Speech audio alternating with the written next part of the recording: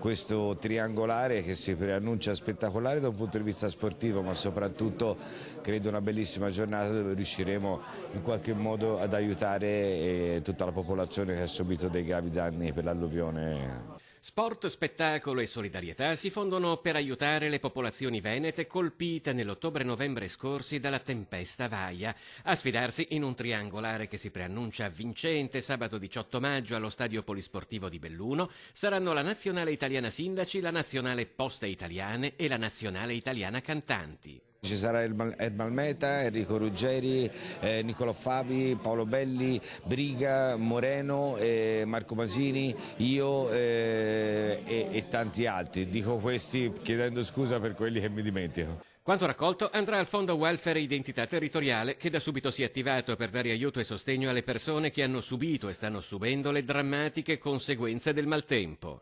E direi che abbiamo riscontrato una solidarietà incredibile da parte dei veneti, ma di tutti gli italiani. Questo ci inorgogliosisce e sicuramente ci rende anche responsabili rispetto a come verranno utilizzate queste risorse. La Nazionale Cantanti, rappresentata a Venezia da Paolo Vallesi e Leandro Barsotti, dovrà affrontare due avversarie agguerrite, una rappresentativa di sindaci e la Nazionale di Poste Italiane, particolarmente temuta da Vallesi perché allenata dall'ex calciatore Angelo Di Livio. È una squadra forte, Di Livio, che io tifoso della Fiorentina l'ho anche avuto in squadra, insomma la tigna che portava da calciatore l'ha anche trasferita come allenatore, però insomma essendo una persona a modo sa quando è il caso di tirare il freno affinché si possa fare un triangolare vero che possa finire ai rigori come devono finire i triangolari.